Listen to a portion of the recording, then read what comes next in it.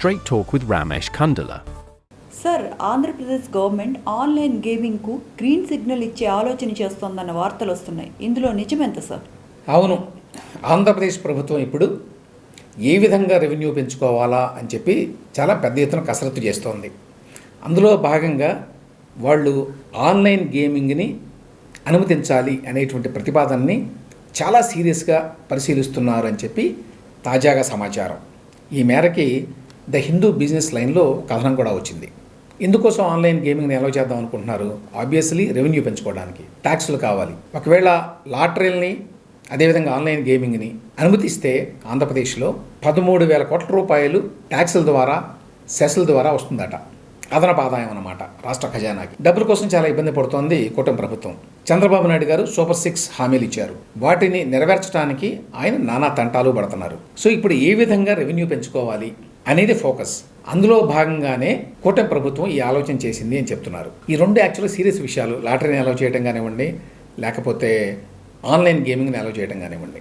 Lottery గతంలో ఉండేది ఆంధ్రప్రదేశ్లో, ఉమ్మడి ఆంధ్రప్రదేశ్లో భాగ్యలక్ష్మి లాటరీ అనే పేరు కొంతమంది వినుంటారు.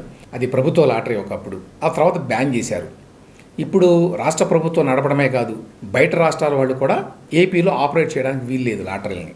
అదేవిధంగా ఆన్లైన్ గేమింగ్ను కూడా రద్దు చేశారు. జగన్మోహన్ రెడ్డి గారి ప్రభుత్వంలోనే దానికి సంబంధించి ఒక చట్టాన్ని కూడా చేశారు. కాబట్టి ఆన్లైన్ గేమింగు లేక ఆన్లైన్ బెట్టింగ్, యాక్చువల్గా ఆన్లైన్ గేమింగ్ పేరుతోటి ఆన్లైన్ బెట్టింగ్ చేస్తారు, దాన్ని నిషేధించారు. సో వీటిని మళ్ళీ ప్రవేశపెట్టాలి అని చెప్పి అనుకుంటున్నారంటే రెవెన్యూని పెంచుకోవడానికి చంద్రబాబు నాయుడు గారి ప్రభుత్వం ఎంత డెస్పరేట్గా ఉంది అనే విషయం అర్థమవుతుంది. దీనికి సంబంధించి చాలా సీరియస్గా చర్చలు జరుగుతున్నాయట. ప్రపోజల్ తయారు చేశారట ఫైనాన్స్ డిపార్ట్మెంట్ వారు. వేరే వేరే డిపార్ట్మెంట్స్ ఉంటాయి గవర్నమెంట్లో, వాళ్ళందరికీ కూడా పంపించారట పరిశీలించమని. ప్రక్రియ అంతా అయిన తర్వాత ముఖ్యమంత్రి చంద్రబాబు నాయుడు గారు ఈ విషయంలో, అంటే లాటరీలను అనుమతించే విషయంలో, అట్లాగే ఆన్లైన్ గేమింగ్ని లేక ఆన్లైన్ బెట్టింగ్ని అనుమతించే విషయంలో ఒక నిర్ణయం తీసుకుంటారని చెప్తున్నారు. ఇవేనా ఆదాయం కోసం ఇంకా ఏమైనా కొత్త ప్రతిపాదనలు ఉన్నాయా సార్? ఆన్లైన్ గేమింగ్, లాటరీలు ఒకటే కాదు, ఇంకా చాలా రకాలుగా రెవెన్యూని పెంచుకోవడానికి ఆలోచన చేస్తున్నారు. అందులో కొన్ని ఏమిటంటే స్టేట్ జిఎస్టీ మీద ఒక 1% సెస్ వేయాలని చెప్పి భావిస్తున్నారట. దీనివల్ల 4,700 కోట్ల రూపాయలు అదనంగా రావచ్చు అనేది అంచనా. అదేవిధంగా లిక్కర్ సంబంధిత ప్రొడక్ట్స్ మీద వ్యాట్ ఉంది. ఆ వ్యాట్ని ఇంకా పెంచుదాం అనుకుంటున్నారట. దానివల్ల మరొక 6,500 కోట్ల రూపాయలు అదనంగా ఆదాయం వచ్చేటువంటి అవకాశం ఉంది. అదేవిధంగా ఎక్సైజ్ డ్యూటీని కూడా పెంచాలని చెప్పి ఆలోచన చేస్తున్నారట. మోటార్ వెహికల్ ట్యాక్స్కి సంబంధించి రివైజ్ చేద్దాం అనుకుంటున్నారట. అంటే వెహికల్స్ కొనుక్కుంటే ఇంకా ఎక్కువ బాధుడు ఉంటుందన్నమాట ముందు. ఇది కాకుండా ఇండస్ట్రీస్కి సంబంధించి కాలుష్యకారక పరిశ్రమలు ఉంటాయి కదా, వాటికి పెనాల్టీలు పెంచుతారట. అంటే కాలుష్యం చేసినా పర్వాలేదు, ఎక్కువ డబ్బులు కడితే చాలా అన్నమాట. So green tax and polluting industries అని ఒక ప్రపోజల్ పెట్టారు. అదేవిధంగా ప్రాపర్టీ ట్రాన్సాక్షన్స్ మీద కూడా ఒక సర్చార్జ్ వేయాలి అని చెప్పి ఆలోచిస్తున్నారు. ఇప్పటికే ప్రాపర్టీ కొంటే గవర్నమెంట్ కట్టాల్సింది, రిజిస్ట్రార్ ఆఫీస్లో కట్టాల్సిన లంచము చాలా భారంగా మారిపోయినాయి. అంటే గవర్నమెంట్ కట్టేది ఎక్కువ ఉంది, దాన్ని ఇంకా పెంచుదామని చెప్పి చంద్రబాబు నాయుడు గారి ప్రభుత్వం ఆలోచిస్తోంది ఇప్పుడు అనేది మరి సమాచారం. అదేవిధంగా స్టాంప్ డ్యూటీని కూడా పెంచాలని ఆలోచిస్తున్నారట. దీనివల్ల 500 కోట్ల రూపాయలు అదనంగా ఆదాయం వస్తుందంట. ఇక ప్రొఫెషనల్ ట్యాక్స్ని కూడా పెంచుదాం అనుకుంటున్నారట.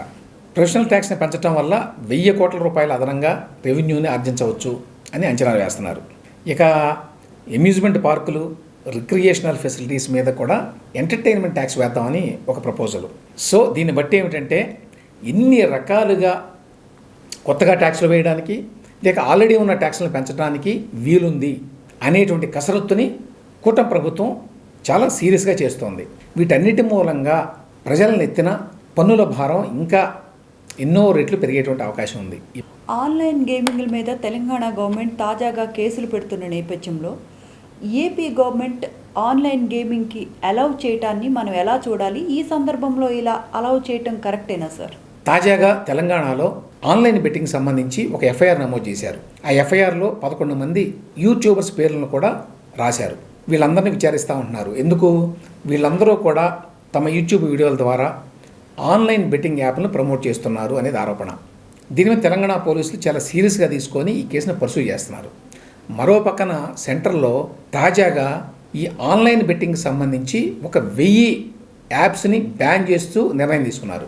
1 కాదు 2 కాదు, 1000 యాప్స్ని బ్యాన్ చేస్తూ నిర్ణయం తీసుకున్నారు. దీనికి సంబంధించి మరిన్ని రెగ్యులేటరీ చట్టాలు తీసుకొస్తామని చెప్తున్నారు. సో దేశవ్యాప్తంగా ఇవాళ ఒక ట్రెండ్ ఏమిటంటే ఈ ఆన్లైన్ బెట్టింగ్ యాప్స్ అనేవి సమాజంలో చాలా వర్గాలని సర్వనాశనం చేస్తున్నాయి. అన్ని రకాలుగా అదొక వ్యసనంగా మారుతోంది. దీని వలలో పడి చాలామంది ఆర్థికంగా చితికిపోతున్నారు. ఇట్లాంటి ఆరోపణల నేపథ్యంలో దీన్ని కంప్లీట్గా మనం బ్యాన్ చేయాలి. ఏ రూపంలో కూడా ఈ ఆన్లైన్ గేమింగ్, ఆన్లైన్ బెట్టింగ్ యాప్స్ని ఎంకరేజ్ చేయకూడదు అని జాతీయ స్థాయిలో కేంద్ర ప్రభుత్వం, రాష్ట్రాలు కూడా చట్టాలు చేస్తూ ఉంటే ఏపీలో మాత్రం విచిత్రంగా లాటరీలను ఎంకరేజ్ చేద్దామా, ఆన్లైన్ బెట్టింగ్ని అలౌ చేద్దామా అనేటువంటి ఆలోచన చేస్తున్నారు. ఉచితాల పేరుతోటి తలకమించిన భారం పెట్టుకుంటే ఇదిగో ఇటువంటి పరిస్థితి ఏర్పడుతుంది. Okay sir, thank you.